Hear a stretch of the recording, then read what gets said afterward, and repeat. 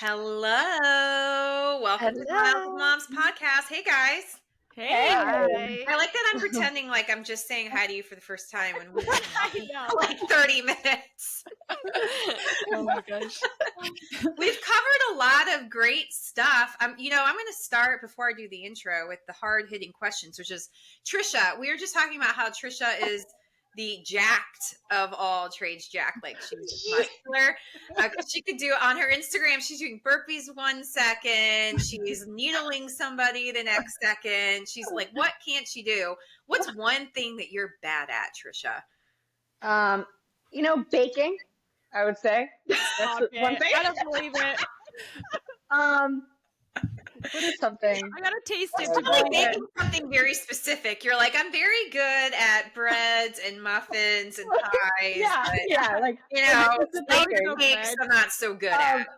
I'm not like, and Shanna and I talked about this when we talked to Jade the other day, at focusing on one thing, like reading. Yes. I currently have 5 books that I'm reading. I can't focus. So that's maybe what plays into the jack of all trades is like I just can't focus on one thing long enough. I have to do multiple things every day. I keep encountering that it's inefficient to multitask, and so I'm trying really hard to do better about that, and I suck at it. Like this, I came back from my run, and I was like, I'm putting together a workout bench and a chair for my daughter and like cleaning up the dog hair. And I need to I'm on the phone with the hotel that we're going to stay at and over spring. It's like I'm doing like a million things. I'm like, I suck at this. Why can't just focus? Oh, laundry, folding the laundry. Just focus on one thing. Yeah. No, I think that's probably one of my biggest character flaws right there. That is like a common It's not thing. a flaw, though. It's a symptom of just having a lot to do. Yeah, that's true. Right. But so it's not really a flaw. So you suck at finding flaws. No, I'm just kidding. Because you don't have it. I'm just kidding. I'm not. It's not pick on Trisha Day. I'm just kidding. You know what I think it is? Hey, I think it's the mentality of like you wish you had more than 24 hours in your day. Yeah. And so you're trying to cram all these things you want to read and do and experience in like 24 hours, but it really should be in like a month. Right. I think that's what it is. Like moms just like we think that we can fit all this stuff in like 24 hours and we can't, and then we bite off too much and all of a sudden now we have 5 books we haven't read through all the way through. Yes. You know what my mom, Olivia, she said to me the other week, she was like, Whitney, you tried to fit 10 pounds of shit in a 5-pound bag. And I was like, that is what I do. Mm-hmm. Yeah. Oh, always. So true. I'm trying to do better. But it's so hard. Yeah, as moms, it's so hard. I think it helps too to like for me I've always been like a very like all or nothing, or I'm gonna do this every single day, or like and then it's so easy to just get disappointed and fall off the wagon, or just do very small like very small amounts of everything. And so you like I'm doing like micro yoga sessions and I read 2 pages of a book and stuff, and like it starts to like not feel as fulfilling as it's supposed to. So then I've now broken it up into, okay, I'm going to do 2 days a week of cross training, which is really hard for me to like wrap my mind around, because that technically could be on a Sunday and a Friday. Like, and I think that part is so hard because I love like a good regimented workout week and a good regimented day, but like finding the time to do everything, it's like, especially when you have little kids that are just like kids that need stuff, you're gonna have to give something up somewhere. Like you can't fit it all into a 5-pound bag, right? Like it just doesn't. It's not gonna work. I am trying to batch my work more, just so that, because like when you get into the groove of something and you're focused, like it's that flow state, and instead of having, I'm working on this in the new year, but it's like just knocking all that out at once instead of trying to do something in every category every day. Do you know what I mean? Yeah. That makes sense. Yeah. Yep. What I am really bad at, and that you keep us all in line with, is like like I feel like I'm organized, but you're like a different level. No, like, no. Yeah. Different Oh level. God, yeah. She's a doer. Yeah, She like, takes it and I from, mean like, that as a a compliment. thought to an action. Like, you're the bridge to the action, like, to make it happen. Like, I feel like we all have, a lot of us have great ideas, but like they never take off. They just kind of sit on a list. Because we're all busy. We're all busy. But you make that 10 pounds of shit fit into that 5-pound bag. You're just one Instagram DM away from like a brilliant idea coming to fruition. It's crazy. Right. It's just because that's how this happened. I mean, like, it's crazy because how many Shanna and we were not doers. We were idea people, and it's just so funny, like, to think of. Yes. Oh, sorry. It's true. It was like 6 months of talking, and I literally would go to her pool like every day, and it was like, we're gonna do this, and it never happened. And then you came along, and it was like, bam, 1 week we were like up and going live. It happened so fast. It was so like fast. This is the idea, here we go, let's record. And we were just talking about how like our friends were a little bit taken aback by it, and we were like, no, you have no idea how fast it happened. It's very hard to explain. They felt like they were in the dark. Yeah, but it was like, really got to tell anybody because I didn't think about it. I just didn't think about it. It just happened so quick. It was like, we honestly had the idea, and it's like, you kind of want to work out details before you're like, because I feel like I could go to a party and everyone's like, we should start a podcast. And like, it's so crazy. Like, I feel like anybody could say that, and you were like, let's start a podcast. And we were recording within a week. It was wild, It's awesome. Well, can I tell you a secret? This is good. This is good. This is juicy. It's not that juicy, but like, I've been wanting to do a podcast for a very long time, and I couldn't get the idea, like the niche idea down, like something that didn't already exist, and it just kept rolling around in my head. And then, so I had a very, like I've talked about, we had a very hard year. I had a very hard autumn. And my sister, she's like a high-powered corporate person. She was like, I meet with an astrologist every 6 months to help me make my like career decisions. You should meet with her, because I just felt very lost on like all fronts of my life. Mm-hmm. And so I met with this lady, and it was in like virtually, and it was insane. Like, she knew me better than anybody in my life. Like, what? It was insane.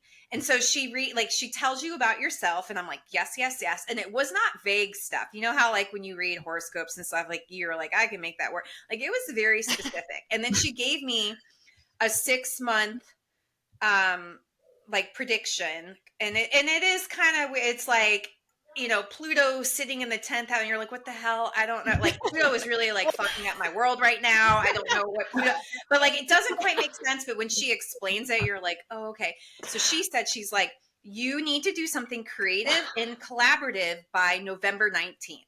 And I was like, well, I have this idea for a podcast, doing a podcast. And she's like, yes, you need to do it, and you need to get it going by November 19th. And so that's why, like, I reached out to Trisha, and Trisha was like, hell yeah. And I reached out to you, Shanna, and you were like, well, my friend and I have kind of been talking about doing one. And then I was like on the fence about all 4 of us doing it. And I told Trisha, I'm like, I'm not really sure. Maybe we just do our own. But then when I met with you and Olivia, I was like, no, this is going to be fucking awesome. Like, we have to do this. And then we all met. I'm like, this was meant to be. So I have this astrologist in Canton, Ohio, to thank. Oh my gosh! Wow, I need to get her number. Wild. I've had a couple of friends meet with her, and they've had the same experience where they were just like, "Wow." I am not. I am definitely a questioner. So for me, like, I was feeling very helpless at the time, and I also really respect my sister. So, like, if somebody else would have said, "Hey, talk to this person," I would have been like, that sounds a little wonky. But so it was crazy. So she was right on this front. Yeah. That's crazy. Wait, so when did we start? So cool. She said November 19th. When did we start? October 15th we launched. Yeah. Yeah. I met with her like end of September, I think. That's crazy. awesome. Yeah. That's so wild. crazy. Well, we're totally off. I haven't even read the Welcome to the Miles with Moms podcast, guys. Yada, yada, yada, yada. Podcast for moms who run. I'm Whitney. I'm Trisha. I'm Shanna. I'm Olivia, always interrupted. No, it's good. You know, I think that's good. Like, because my kids will be busting in here in like 15 minutes. We'll keep muting to help with that. Yeah. Just so you know, guys, we are working on the audio. It is very hard to do with 4 people, and we cannot afford an audio engineer. But one day, hopefully, we will. That can go in and edit our tracks separately. Okay, we don't have a shout out for anybody today because we are waiting for you guys to send us nominations of your friends because we would love to do shout outs of fellow mother runners who are just kicking butt. We want to hear from you. Okay, so this week we are talking about, this has come in to us from several of you, how to pick the right coach for you, running coach. I think we all have different experiences on this, just kind of what to look for. And yeah, does that sound good to you guys? Yeah. Yes. Okay. Does anybody, Let's go. Yeah. Does anybody want to go first on the topic? I got my running coach because Shanna was like, you should use him. No, just kidding. That's not what happened. I gave her a list of like 10 people. It's not what happened at all. Number 5 on there too on purpose. It was. I mean, so I was self-coached forever, and I honestly I feel like if I didn't have the coach that I have now, I would go back to being self-coached for a while just to go look for maybe just go for some runs for a while to see what I would have been lacking or missing. And it was definitely a challenge to even have a coach for this training block because I didn't think I was such a control freak, but it was like I felt so tethered back. But whenever I talked to him, and then when he also summarized like my whole entire marathon training block, he was like, my whole goal was just to hold you back. And I was like, I felt very held back. I just did. And he's like his approach to running is just it's so calm and so different than so much of what we see out there and so much of what other people are getting and what other people are doing. It makes that comparison game really, really hit hard sometimes because you're like, am I doing enough? Am I doing enough? But no, I was self-coached, but Shannon and I were on a run and we didn't know each other that well, but she had made this comment because I was like, your workouts are so crazy. And I meant like, because she would do like these combo workouts but also I meant her speeds because like she's very speedy. And I was like, that's crazy. I can't imagine like flying. Like, that's crazy. And she just made this comment and she was like, well, you could do these too if you just had a coach. And I was like, that's crazy. I'd never even thought about it like that, because I was like, I can write my own workouts, but you don't have that bird's eye view when you're self-coached. And so, yeah, after Grandma's Marathon, we just discussed it a lot. And the one thing with our coach is that he does heart rate based training, which is a lot of listening to your body, which is like the thing that I feel the most connected to.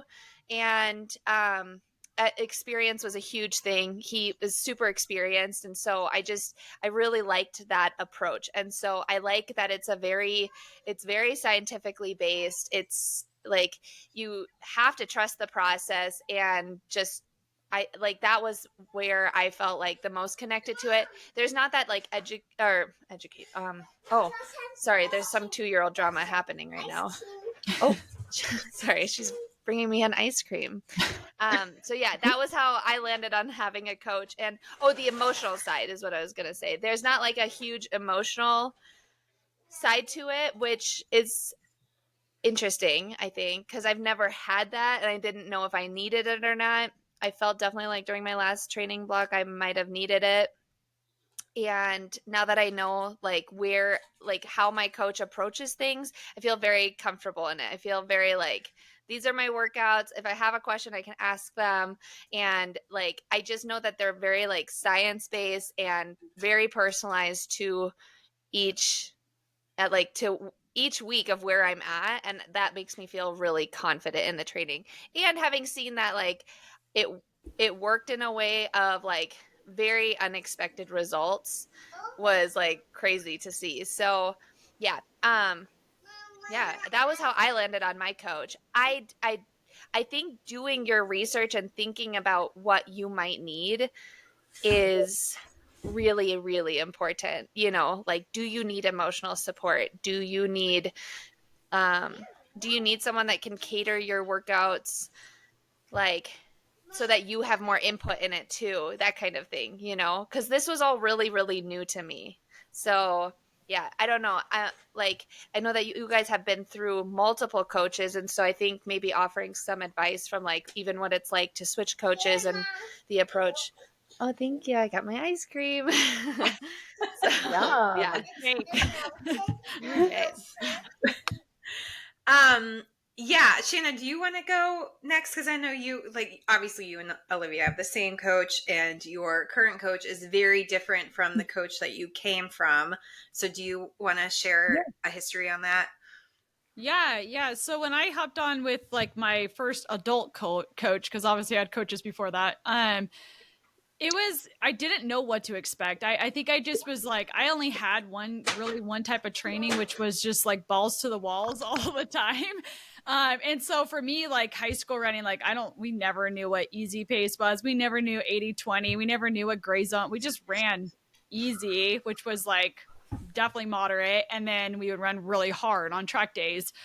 And so as an adult, I thought that was normal training. And so when I hopped on my first coach, no knock to that first coach, because I think a lot of her athletes are thriving and they're doing really well. I just didn't thrive under that training as a adult with 6 kids and a very stressful life outside of training.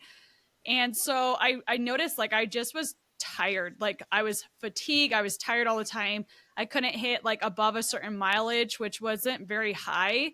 At least like for my experience of running my whole life, like I should be able to get up a little bit higher miles. I just feel like a lot of my workouts were overshot now looking back at it, and it just wasn't working for me. I did have the emotional side though. Like I will say this coach was really good at communication. This coach was really good at checking up, like above and beyond A+ on that category. And then when I hopped on with my new coach, I really was just looking for change. I was looking to feel good in my training from day to day. I didn't want to end up like on Sunday and be like, how am I going to do this for another week? How am I going to do this for another month? And that's how I was feeling on my training before that. And so when I hopped on with him, he was just like, he analyzed everything, and he was just like, I don't understand why you're running these paces, because your 5K is saying it's this, but you're running 2-mile repeats at your 5K effort. Oof. Yeah. And I don't even know how I did it. Like I literally looked back, I was like, how? I couldn't even imagine going and doing my 5K effort on 2-mile repeats right now. Like I wouldn't be finishing the workout like I didn't then, you know? And so he really analyzed a lot, and he made me realize like, oh my gosh, this whole time I've been thinking mentally, I just wasn't cut out to be a fast runner, but really it was just, I was being overtrained for my current fitness. And so he was very brutally honest, and it was hard to hear at first, him saying, you know, you have to slow way down on your easier runs. Your aerobic base needs a lot of attention, which makes sense. 11 years of inconsistency, right? And he just like analyzed a lot of things, and he gave me a lot of hard truths, but I needed that. Like I'm a very blunt, straightforward person. I'm like, just tell me how it is. It's going to hurt in the moment, but I'm going to process it and we're going to move forward, you know? Mm-hmm. And so that's what we did the first 3 months. Every day I was like, I have videos where my husband's recording me and I'm like, I'm not even breathing hard, and I'm doing 2-mile repeats right now. Why? What am I doing out here? And I would text my coach or I message him on Instagram. And I was like, well, that was okay, I guess. Like I had to run really slow, but I did what you asked me to do. I just had a lot of attitude with him that first 3 months. And then I finished my first half marathon. I had a PR, and I just felt so good. Like I just felt good all the time. My miles were going up. I felt like I could carry it. I felt like I could do more. I was just always hungry. And he was like, perfect. He's like, now let's move on. And yeah, so my first year, I've learned a lot that like 80-20, the pulling you back. You don't need to feel like you're going balls to the walls every single day, which is so like opposite of my personality. And yeah, I feel like the emotional side is a little bit different with him. Like Olivia said, he's a guy, which is one thing, you know, and secondly too, I just feel like there's also like cultural differences because he has a little bit different of a cultural background, but very just like very straightforward. We'll tell you how it is and just say stick to the process and very just at peace at it. I think that's the part, at peace. He's like, because I'm not the type of person to go. I wouldn't have, if I had a different coach, I wouldn't have gone crying to that person and been like, I didn't hit my workout, because like I'm very like, I don't know what happened out there, like, but that was the day I had today. And so I like, if I send him like a message, if he like saw my workout on Strava and he like, what happened out there or whatever, I'll be like, oh, I have no idea. And he just is like, well, some days you're tired, or some days you're like, don't want to turn over. Like, it's very straightforward. And I don't necessarily, I think it's like a really great way to not overcomplicate the process of, because I like, that's what scares me about listening to too many running podcasts. It's what scares me about listening to taking in too much information, is it makes you question, are you doing it right? Where he's very like, that's the day you had, move on. It's not like, oh, make it up, go try it again tomorrow or something like that, which is like something that, yeah, I forgot to say, I did have a coach for like 2 months, like years and years and years ago. And that was the approach. It was like, if you didn't hit that workout that day, go try it again. And that was really, I was so tired. I was so, I bet. yeah, I was exhausted. And so after that, that was why I never had an interest again, because I'd never been so exhausted in my life. And it was running 7 days a week too. And I didn't have time. I didn't have the time. I was a paramedic. Like, I was working 12, 13-hour shifts. Like, I can't run like, 7 days a forget the week. ambulance. I'm just going to run to the emergency. Sorry. Yeah, I gotta get my miles in. Oh my God. Yeah. No red lights stopping me. Oh my gosh. Yeah, I feel like you guys bring up really good points. Like, when a running coach, you can have a running coach that prescribes the workouts and they just give you the workouts, and if you're a person that needs to know the why behind the workouts, then you need somebody who is going to communicate with you. But then you also, like, some running coaches, I would fall into this, and then my new running coach would fall into this, kind of coaches the whole person, where you want to know all the ins and outs of their lives. Like, if your partner is sick, if your kids are sick, if you're, you're solo parenting, or you, whatever, like, want to know how have you been sleeping, and kind of like just that emotional, like, that's, if you need that, that's something that you need to look into as well as a coach. And like, whether or not you want a male or a female, do you feel comfortable talking about female stuff or women's stuff or mom stuff? I mean, I'm being very redundant right now, with a male coach, Yeah.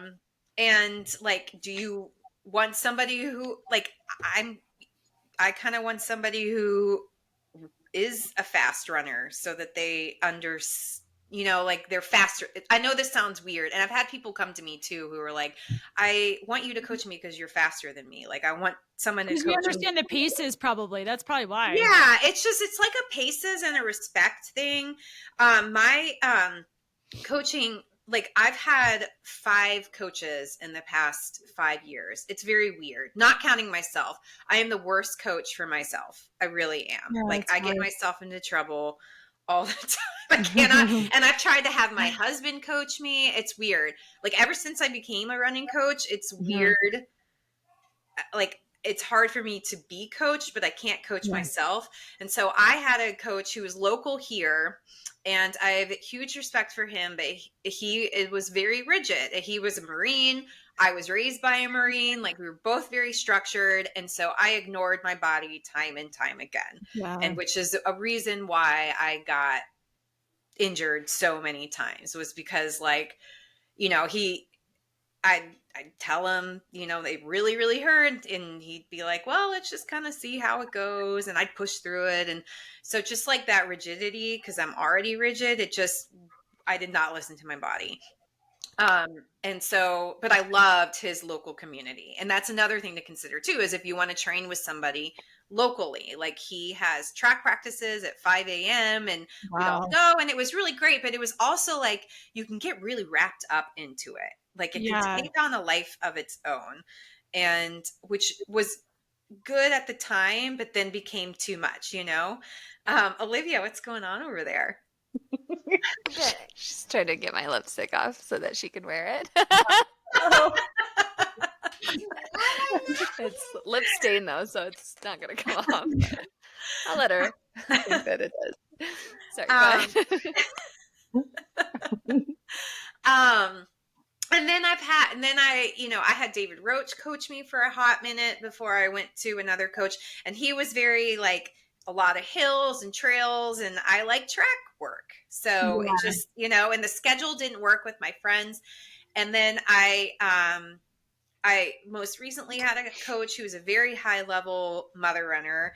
And she was amazing and I loved her workouts, but I didn't feel like she understood my plight. Like I said, this past year was really, really crappy. And my running has also been really, really crappy. And I'm a type of person, as I have mentioned, that if I get several nights in a row of under 7 hours of sleep, like I get sick, I get injured, I'm a disaster. And sleep was not good because we had a really tough several months. And I just didn't feel like that emotional connection, just because I kind of put her on a pedestal. And so I didn't feel like I could be honest with her because I was worried about what she thought of me. Like, oh, Whitney's weak and she can't hack it, which is all on me. And it was nothing on her. Like, she's amazing, but she was so amazing that it made me feel bad about myself, which is very strange.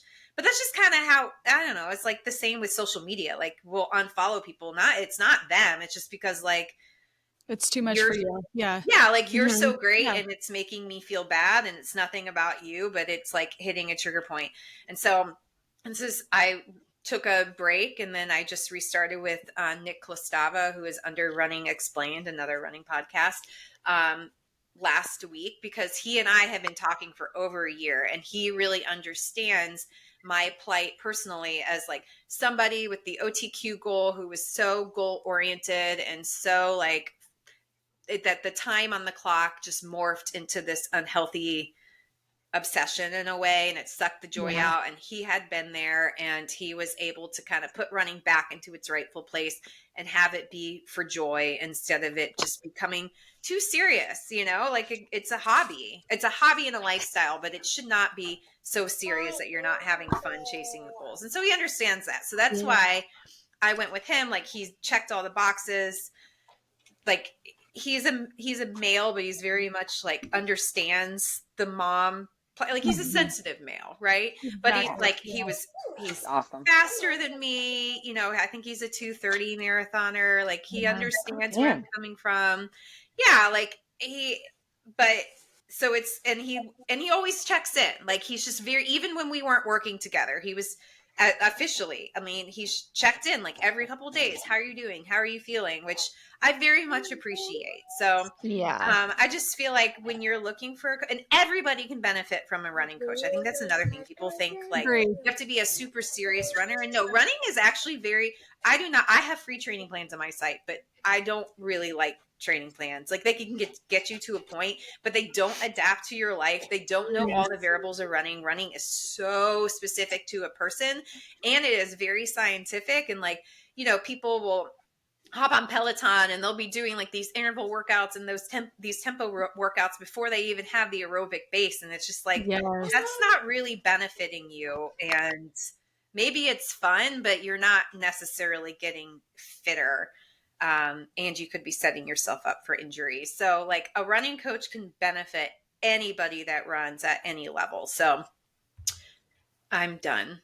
Do you also feel like it's beneficial to have a coach that like lives by what they preach too? Like, I feel like, because I have that mentality of like, oh, like I kind of a people pleaser. So like, my coach, I'm always like, not my coach right now, but like my first coach, I was like, she's out there grinding all the time. She's an ultra runner. And so I would see out there running like 7:30s on the trails, doing these insane inclines, and you're like, damn, like that's awesome, you know? And so you kind of vibe off of what they're vibing. And I feel like you've built a culture around the type of coach you are and the athletes you coach. Like I noticed, like, you know, you could see like the coach's mentality will trickle into the athletes, and then the athletes will become what the coach is.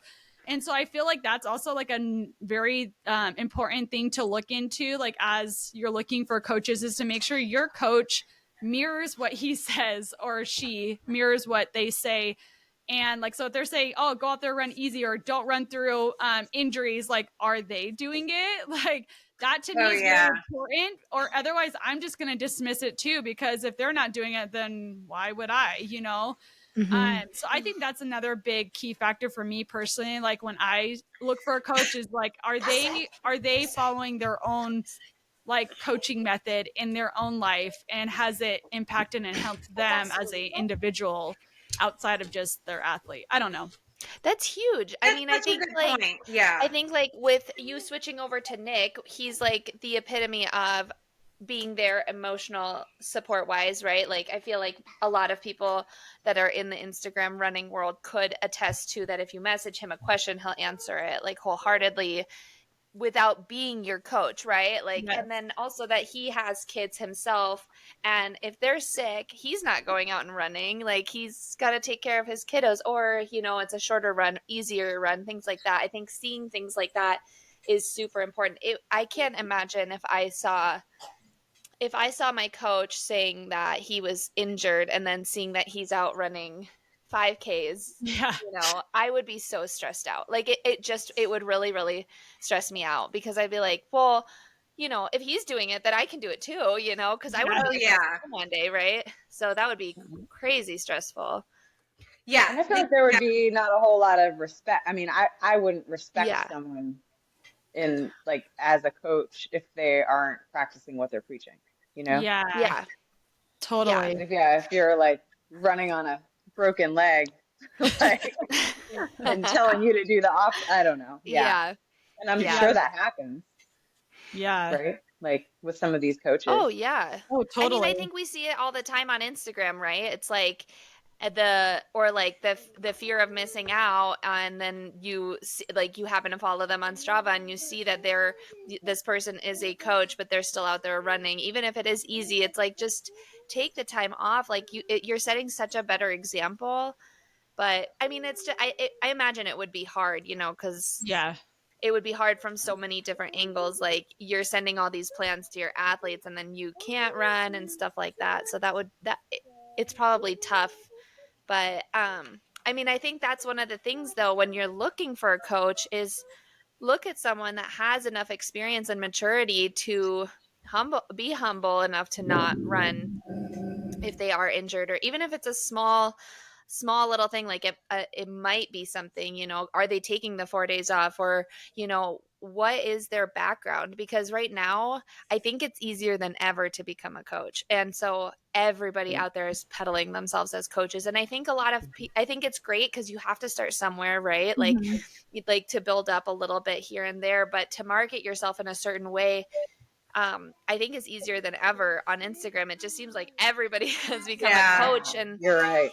Like for me, who was looking for a coach, you know, if you type in running coaches, you can find, I could have signed up with anybody, right? Like, and that would have been,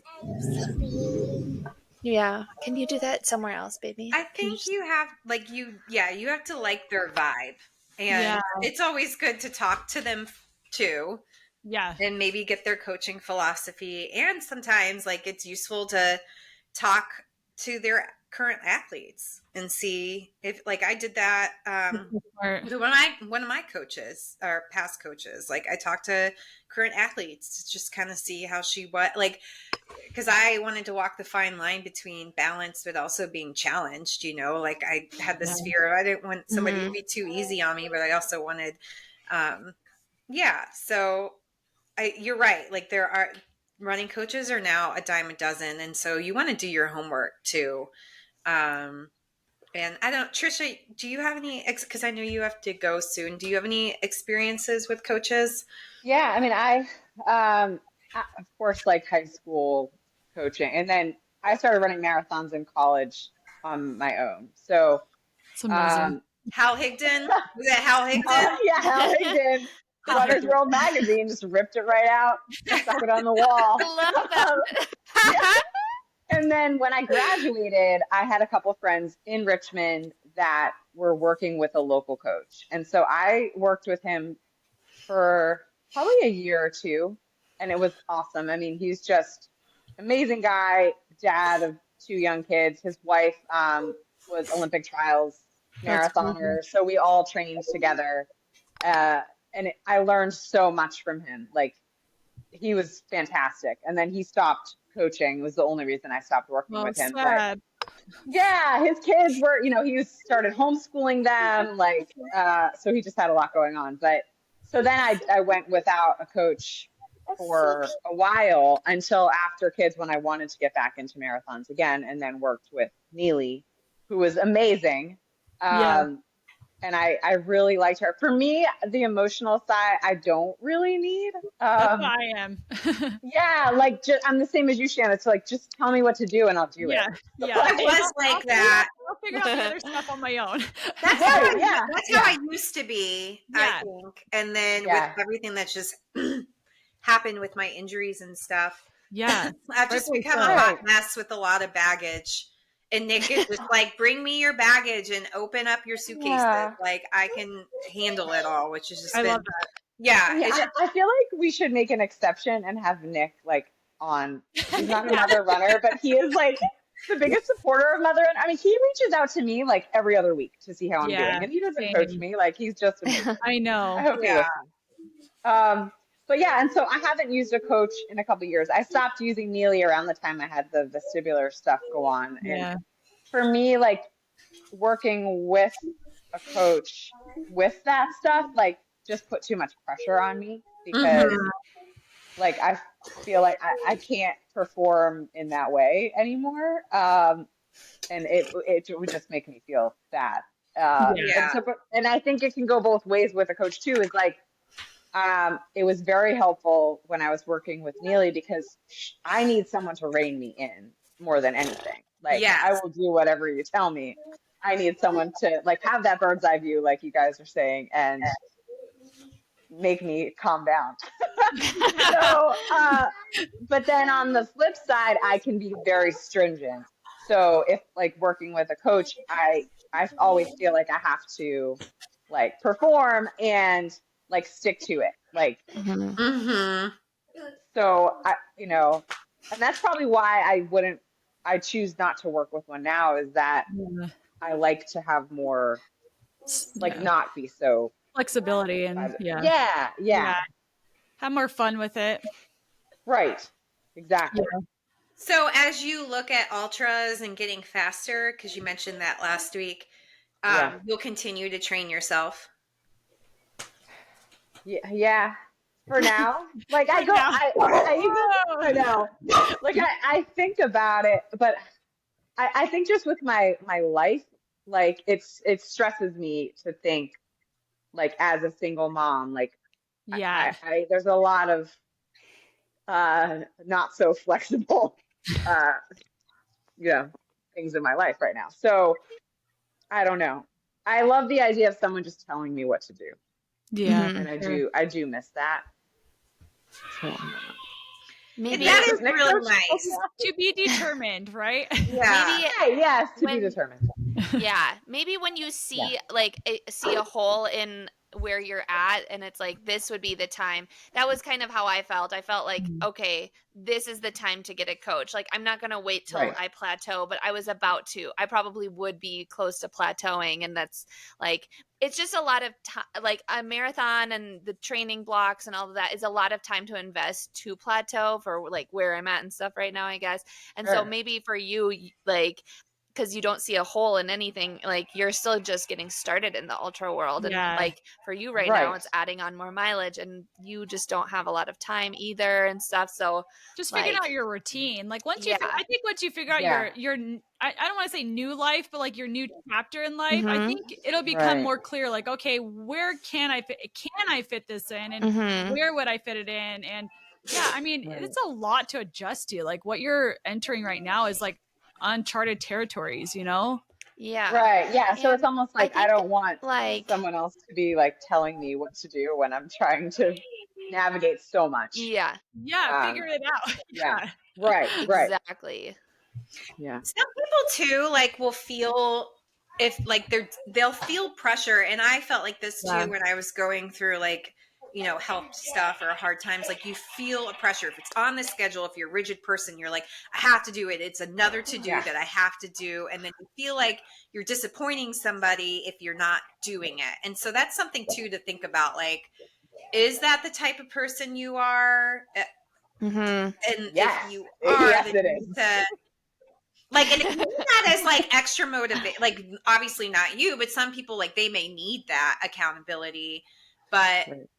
other people, like, if it's like you have the flu and you're not running, but you are paying for a running coach and you feel like they're expecting you to run, is that really going to bother you? You know, and will Mhm. that make you run when you know that you shouldn't be running? True. That's Yeah. such a good Great point. And Yeah. the disappointing someone, that was probably like the hardest thing for me. Was I was like, if I don't hit this, like, I didn't want to feel like I was disappointing someone. And then Right. like every time that I would like give him like, oh, you know, I just moved to altitude, or, you know, it was really cold outside. Like, he was like never he like, I don't want to say he doesn't care, because he probably like at a certain point would have to be like, are these workouts just too hard, or like, should I adjust her and things like that. So it, you know, I know that he would have taken a look at it, but there was nothing ever that was alarming about it, because like he wasn't disappointed. It was like we are still getting to know each other. Like, this was just my very first training block, my first race. It hasn't even been, it's probably been 6 months now actually, but that's it, you know. And so I think that feeling, I think that's like a very easy feeling to get caught up in, is, am I going to disappoint this person? And, you know, or if I skip a workout, am I going to be in trouble? Like, I like Right. always worried about If you that. run too fast, like, honestly, I don't get mad at people for not running, because usually they have good reasons why they didn't run. Like, I just had an athlete before this who she like punctured her thumb. She fell on a lawn maker. What the heck am I talking about? What is A lawnmower, and she Oh my impaled her God. thumb, and so that's no. tons of stitches. And she's like, so I won't be running for a couple days. I could try. And I'm like, no, why would you try? Don't try. Oh my Oh my. Oh, But like, yeah, I honestly, Exactly. like, the only time I really slap somebody's hand is when I see they're running too fast. Yeah. And I have to slow you down. yeah. But yeah, most of the time it's, you know, running coaches aren't like stalking all of your stats. And like, Yeah. oh Right. man, her heart rate was too Yeah. high for that pace. Yeah. Do we have time to talk about like potentially breaking up with a coach? I think that's a hot good topic. one. Yeah. Like, I don't know if we have enough time right now to just kind of briefly, because I feel like I get a lot of questions from people like that are like, hey, this is really awkward. I don't know how to break up with this coach. Like, and they feel guilt over it. And I feel like nobody should ever feel guilted into breaking up with somebody they're paying for. So I don't Yeah. know. I don't know if that's something we want to discuss on here or another time. I think it's definitely worth talking about. Yeah, I mean, if I had to, I would be shaking in my boots. I don't want to hurt his feelings. Well, Trisha, you have to jump off. So do you want I to do. give your 2 cents first? Oh, I've never personally had to do it. Like when I stopped working with my first coach, it was because he chose to stop coaching. And then with Neely, it was more like, I don't know what the hell is going on with me. I like, this doesn't make sense. But I think ultimately, like it kind of, like you just said, like you're the one that's paying them. And so it's ultimately up to you on what the best fit is. And I say that, like I would have a hard time with it for sure, because I don't like to hurt people's feelings. But I guess I don't know what, like, as a running coach, are you, Whitney, have you had that happen to you? Like someone breaking up with you? I've had, obviously, like, it's very cyclical, and so I don't stress about it anymore. Like, it'll be like I'll lose an athlete and then I'll get a new one the next day. But only most of the times that they leave, it's for it's for very valid reasons. And sometimes I can see it coming. Like I have an athlete who is pregnant right now, and like I just know like she's going to do her goal race, and then I know that she's going to probably want to take a break, like that kind of stuff. I've had 2 instances where it was because we were just not a good fit, and when they broke up with me, one of them I actually broke up with her, and then the other one it was just not a good match, and that's when I realized that I have the right to choose the types of athletes that I want to work with. And so ever since then, and that was early on, that was like in the first year, ever since then, I've worked with like the most amazing women and a few men.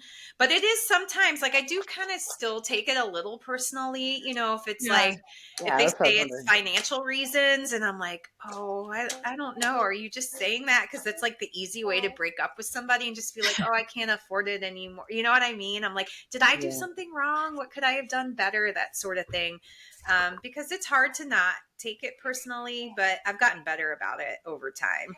Is there a good way that you would wish people would approach it? Like, okay, so when I broke up with my first adult coach, I was like, hey, I just need something different. That's how and then I was like, cool, okay. And then, but it was really awkward. Like it was very, after that, very awkward, very like non-mingle, because my coach is local. So my old one. And so that was really like, I was like, dang, did they take it more personal than they let off to be? Like, but at the same time, it was like, that was the truth. Like, I'm just a very straightforward blunt person. Like, I just want a different training style. I wish I maybe would have been a little more emotional in that response, but like how, like as a coach, like how would you wish it was, is there a good way to break up with a coach? Like it's not you, it's me.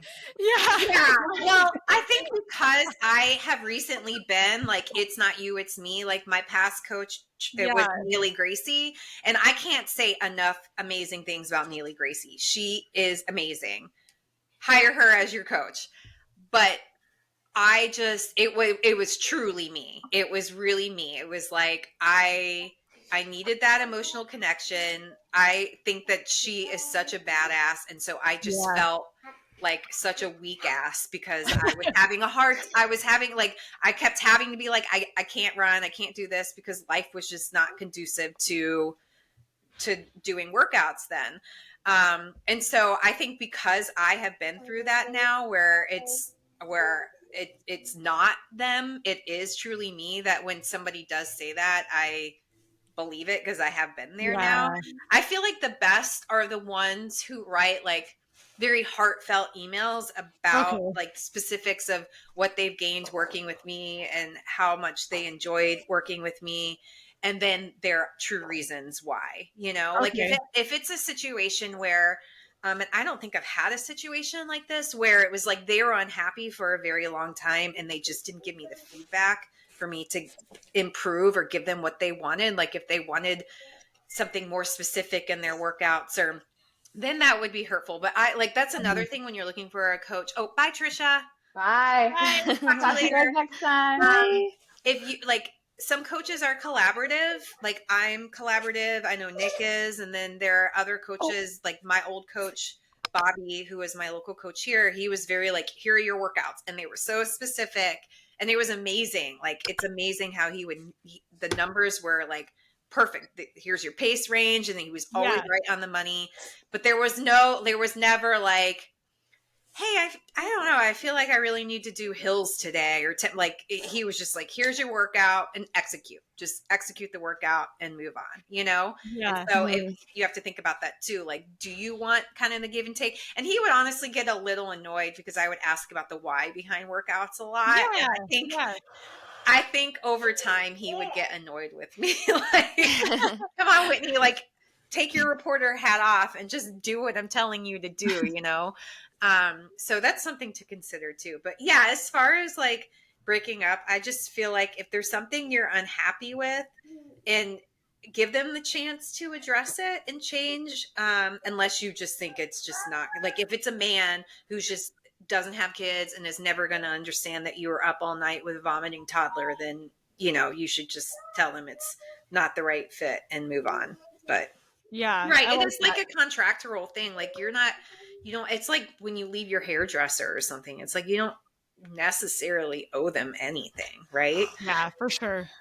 No, I like that. I've been curious that myself, you know, like how would that work? And that also too, like it's okay to like try, like what works for you now may not work for you in 5 years, Yes. right? Like, and I think a lot of athletes too, like that are in the sport for a long time, like Whitney, you've been in the sport for a while and you have a lot of experience. Like your training is just going to change with your seasons of life and your age and your hormones and things like that. Like different approaches will be more beneficial to you. And so I think just reminding people out there too, like even if you find the best coach that's great for you right now, may not be the best coach for you 2 years from now, you know, and that's okay to change. Like it's not anything on them. It's just we're evolving people, you know, we change all the time. So. That's such a good point. Cause like my coach here, like I said, I loved his community and I loved being plugged into it, but it wouldn't be a good fit for me now. And like your coach, I mean, he and I actually messaged a little bit. And when you mentioned, like, I know he would make me fast. Like, I know that, but I also need somebody to kind of hold emotional. And things have changed. I need somebody to hold my hand through it right now. And that's okay. Yeah. Yeah. It's so funny, like, because you suggested so many different people, and so when I was asking around, because I'm the type of person I didn't know that I might need the emotional support, and now that I have I'm like okay with where I'm at and stuff, I don't feel like it's like full lack of emotional support. It's like just that it's very just these are the workouts. You're good. I've got you. You shouldn't worry about it. If there's something to worry about, I'll worry about it. I feel like that was like the explanation I got about it basically. But yeah, when you're thinking about that, like you can have confidence in their training. And you know, my first coach who I was with for many years, Bobby, he's like that too. And I feel like the fact that you've had Shanna work with him, like the proof is in the pudding, you know, like she's made great strides and stayed healthy. And I mean, I think exactly. I'd be lying if that wasn't like a huge factor, just from basically like watching how I was not coached during Grandma's marathon, and her approach, how she was on the bus driving up to the race versus how I was on the bus driving up to the race, was like a very good indicator, because she was like, I know my training's there. I kept telling her, I was like, your training's there. Like, you've put in the miles and all this stuff. And she was like, I don't even know what I'll put out today. And like, just watching, like, it was, she really, like, she was it was so the most calm. Beautiful splits in a marathon I've ever seen. She was just like not my high point for the distance, but no, definitely not. I mean, that's how marathons are. It's not like you wish you did. You wish you not linear. Yeah. Yeah, you wish you took away. I mean, if you think about even CIM though, like that, the fact that like that you gave all you had that day and you didn't bonk. It was the training was all there. It was just one of those neurogum. Yeah, exactly. It was the neurogum. But I think just trusting, this was like the first time in a race too. I felt very like it was crazy. When we were doing our hot seat thing, I was like, I can't think of the phrase. And I was like, it's not practice makes, it's the phrase practice makes permanent. And that was how I felt. Charlotte, can you not? It was like, she's like flipping the lights on and off. Help! Get her off this podcast. Oh my gosh. And I felt that very much during, and of course I'm talking very much about like marathoning. Yeah. This could be for anybody who's starting to run and you are looking for a coach, you know, and just if they give you things that reassure you of you know, where you're at, and that they'll meet you where you're at, I think that is something that you should have confidence in, and then like give them the chance to prove it, right? Like, because I definitely had doubts during my last build. I was really scared. I was at the point that I was scared I would not finish 26 miles, because I was like, I've never done anything that looks like this before. And then honestly, it wasn't even my time. If I would have PR'd by 1 second, I would have been like, I would have been happy because of how good I felt during that race. And when he said that, he was like, I don't want you to worry about your race or about your paces or anything like that. You let me worry about it. That's why you have a coach. I like screenshot it and I was like, this is a great reminder of like to have faith in this, and because I wasn't sure, and I wasn't sure if I didn't know if this was a one block type of coach. I didn't know. And so like really evaluating like how you feel about that, and that it's okay if it's not working for you. Exactly. I think like feeling like that was okay. And I think that that happens to a lot of people, is people stick with it because they feel like obligated to be loyal, right? Yes. And I feel like that's dangerous too. Like I feel like, because then you're just in this cycle where you're not trusting your coach. The connection isn't there. The communication isn't there because you're just constantly questioning. I just feel like there's so much danger in that, like being obligated to stick with somebody that you don't feel confident in. Like I definitely feel like there's a trial period, right? Like we all go through it. I feel like my first 6 months with anybody, I'm always like, do they know? This guy can run a 2:23 marathon, and I'm like, do you know? No, just me being a like total amateur runner, but it's true. Like I think naturally as human beings, we just question, and that's okay. Like it is okay to question. It's okay to question workouts, but it's how you and your coach work through that questioning that I feel like really solidifies like that relationship long term. Like, do they feed back? Do they give you responses? Do they like answer your questions well? Do they give you that time of the day to give you the confidence in them? And then you move forward, and as things go forward, you start making progress, and you get to physically see the progress because you're feeling it. And then the confidence builds. But yeah, I think obligation with a coach, like I am such a like that nobody should ever feel like that, Oh no. I mean, it's your life and your body. Yeah. Right? I mean, and yeah, that's a really good point too. Like communication is huge. Like, do you like the way that they communicate with you? Are they responsive? Like coaching tiers have different like levels of feedback that you get or communication.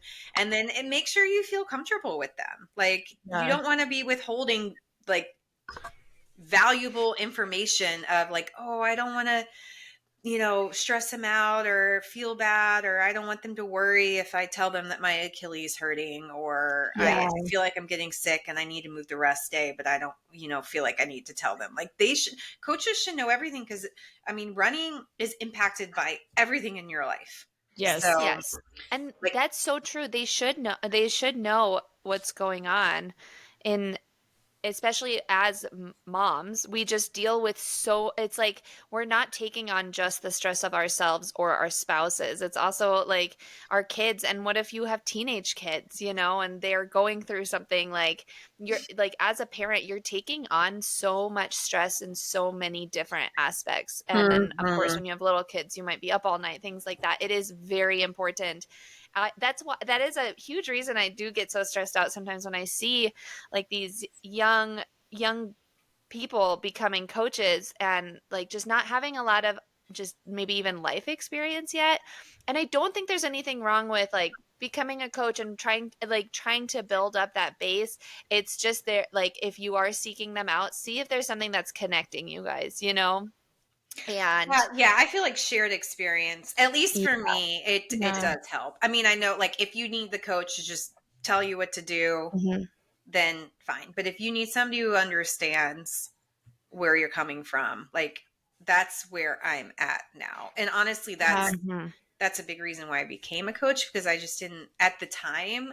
And now there's a bevy of running coaches, but like I didn't feel like there were that many mother runner coaches who understood what all of the demands upon us and what mom life is truly like. And so that's why I was like, I need to fill this void. But is there anything that you, if you saw in a running coach, that you would steer clear of? Like I would steer clear of any running coach that like promises that you would hit a certain time in a certain time frame, who's like, good I sign up for me and I can get you that Boston qualifier or anything. Yes. Like, yeah. Like if you talk to a coach who's like, I'm going to build you from where you're at and kind of like, let's wait and see. That's actually a good sign, I think. Exactly. Yeah. Yep. Absolutely. Because you'd have no idea. The flashy coaches usually, you can't predict that. Like, even if you have the most, again, like I had a really solid build for CIM, and I had even asked my coach, I was like, what do you think I should shoot for? He's like, just toe the line. This is kind of your, like, where you've been varying in your training, but go by feel. Obviously, we don't watch the watch while we race and see where it goes. And so, and at the end of the day, I didn't end up with a PR, and so I just like, there's so much factors that go into like racing and in your finish time like goal, like that nobody can predict that, like nobody. So if any coach is telling you that you're gonna get that goal under them, like they're false promising.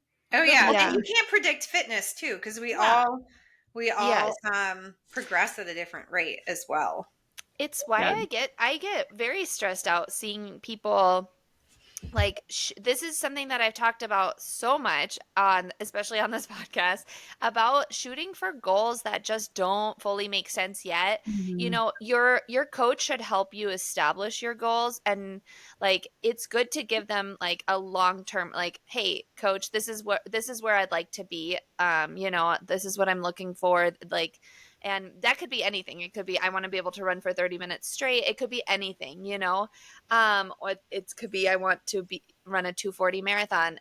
And then they should be able to help you come up with a plan to get there versus being like, okay, perfect. What race do you want to do?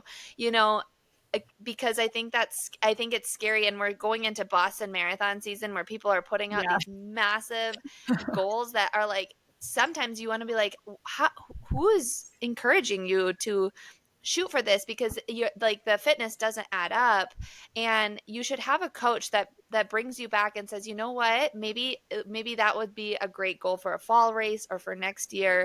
Let's just get you to be able to run these paces for this long and this and that, and see what happens and where you're at in 8 weeks, And because that's what I do nonstop. I was like, I want this, I want this, I want this. And my coach did not validate my feelings on any of it. He was like, let's just see.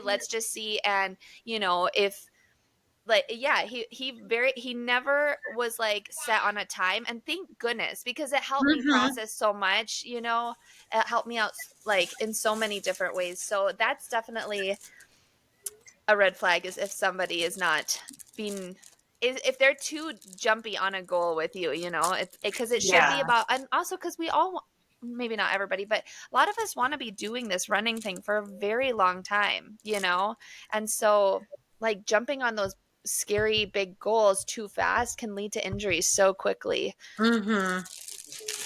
Yeah, that's such a good point. All good points. Well, do you guys have anything else to say on the topic before we go to reading one of the reviews that we've gotten?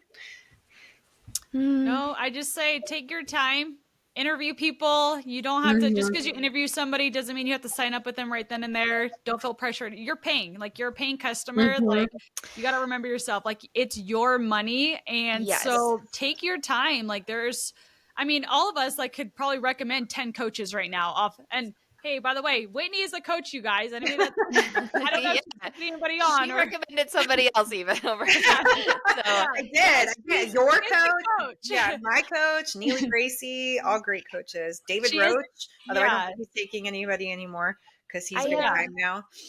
Also, sorry, go ahead. You weren't done with your. No. Yeah, just take your time. That's all I say. Like, don't jump on first person. Yeah, I think taking your time and asking questions, and the amount of followers that they have on Instagram doesn't mean a thing. It does not mean a thing. Like you can have a coach that has 100 followers on Instagram and never posts anything. That's why I don't coach. I'm not gonna coach on a marathon distance that I've only ran 3. Like I mean, it's like, I think that, and because there are people also that sell running plans for like a pretty penny, and you're like, how is that possible? But people are buying it because of the amount that they post, or how how great their feed looks. And that can be a slippery slope, I think, to fall into. And just being really aware of like who you're hiring, you know, because at the end of the day, it is your body. Like Yeah. so it's your workouts, it's your time. Like there's nothing more valuable than your time, you know? So Yep. Yeah, and some running coaches, like I'll say Laura Norris, she was like my mentor as I was getting started. She doesn't post that often, but because she has like a huge coaching roster, like coaching is her business. Not being on Instagram is her business. And I want to say too, like the same, like if you're looking at a training plan, make sure you know what you're getting, because there can be really great training plans. Like Shanna, you guys have the heart rate based training plans. But you need ones that can meet you where you're at instead of forcing you into trying to like force you into a box where you're not ready to be in that box, or you're beyond that box. You know what I mean? That's why I don't like training plans, because it's just really hard to like really meet somebody where they're currently at. But if you're doing something that's heart rate based, then the variables move with you. So And I'm a big believer too, like your training plan is secondary. Like the best thing for you is a one-to-one coach. Like I'm a huge believer on telling people that, like, if you have a very big audacious goal and you can't afford the one-to-one coaching, go for that first, because that is going to give you the best success, the fastest. Whereas like a training plan, it can only be so specific. Like even ours, like you're still an individual, and there's going to be moving factors in your own individual life that the training plan, you're going to have to now become your own coach in that moment and say, hey, where am I going to move that workout, or where am I going to dice this, or where, you know. So I totally agree with that. Like a training plan is definitely the second best. It can be effective, but also then too, like that's where you, even with the training plan, you guys, like you need to be messaging these people that make the plans and ask them, hey, can I have like a week or two of free training so I can see what it's like? What am I expecting out of that? Does that meet my needs? Some people don't want a heart rate based train. Like I've talked to a lot of people that like, this doesn't sound like your jam. Like it sounds like you really just want something non-metric focused, and that's great. No problem with that. But this will be a better option for you elsewhere, you know? And I think that's okay. Like, I think that's the hardest part about Instagram is like people are so there to sell. And it's like, you miss the point of why you created what you did or why you coach, like to meet the individual and to give them success. Like that should be your first and foremost priority. Right. So yeah, I'm glad we talked about the training plan part too, because that could be really hard. Like, and what works for me, guys, like doesn't work for you. Like, and that's okay. Like there's so many ways to getting to our fastest self. Right.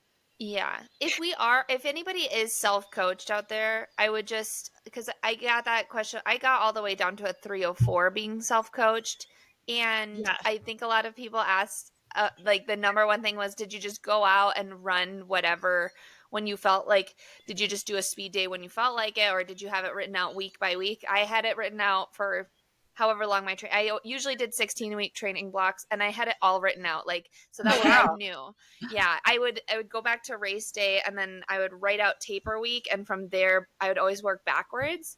And it helped so much. It helped with family planning, like as far as like vacations or, you know, my husband's work schedule and stuff like that. It like have a plan if this is just not where you're at, because financially it's a huge endeavor. Obviously it's getting really expensive now too. It is. Like there's been a huge price inflation. Oh yeah. And so it's understandable if that's not where people, if people can't do that, or if a plan just seems like, if I buy this and don't like it, and so I don't want to commit to the plan, I would say buy the plan, and then if there's something that you're not seeing, like you said, message the coach who wrote it out, or write something in there, but always have everything pre-planned. That way you're never surprised by, oh my gosh, I should be running 13 miles at this point, you know, I should be running 8 miles, things like that. Always have it planned out, and so that you have planned rest in there too is huge. Because when I didn't write it out 16 weeks in advance, I would just run sometimes 7 days in a row, which of course then turns into like 15 days in a row, because you're not taking those rest days and stuff, because it's like, oh well, I should probably do a tempo workout today, you know? So yeah, I mean, that's when I say that I am my own worst enemy when I coach myself. It's because I will be like, oh, well, I know the kids are going to be home from school tomorrow, so maybe I'll just move my long run, like, and I'll shift things around, and then I hurt my rest. And so having a coach to do that for me is so much better. Yeah, so it's like I told them, I was like, I want to play around with doing my long runs on Friday mornings so that it doesn't like impact family time on the weekends. And then he just went in there and kind of like slotted things around so that I still had optimal rest. And it was great because like having a coach have that bird's eye view and take the like brain power out of it for you, it just, I don't know, it helps a lot. Yeah. We tend to like second guess ourselves, and then I'll be like, well, but I may have some more time on, or I won't have time on this day. And then, you like, then you're smushing too much hard work together. Okay, well, I think we made some, we could talk about this longer as we could, all running topics, but Cal has art. Yeah. Everybody knows Cal has art. So I'm going to go ahead and read one of these wonderful reviews that we got. This one is entitled, this is on Apple. So we are encouraging you guys to write reviews because they help us feel good. But they also help us grow too. Yes. It's entitled, Feels Like You're Running with Friends. If you're a mom who runs, this podcast is for you. They tackle many topics, from the relatable everyday mom moments to the more serious running topics. I typically run with a group of friends, but when I have to run solo, listening to this podcast makes me feel like I'm still running with friends. Oh, love that. So thank you. That was Raising the Wolf Pack. Is that cute? Over the weekend. So thank you so much. We love it. So keep them coming. And it was glorious seeing your faces. And I know. I'm sure we'll be on Instant Messenger leaving each other 5-minute messages, but playing them on 1.5 speed. Yes. Oops. Have we ever left a message that wasn't completely rambling? I don't think so. Nope. No. Or with a 15-second follow-up that's like, oh, here was the actual point of the whole Yeah, exactly. Yeah. I forgot. Yes. That is so true. The voice memo thing has been a game changer, though. I'm like using it for all people now. It's just so much easier. Oh, yeah. It is so much better. Anytime we started talking with multitasking, and here we are again. I know. Seriously. Here we go. That's what we have to do. Yeah. Well, guys, thank you. And thank you, everybody, for listening. Don't forget, rate and review and all that stuff. Yes. Yes. All right. Thank you. Okay, bye. Bye.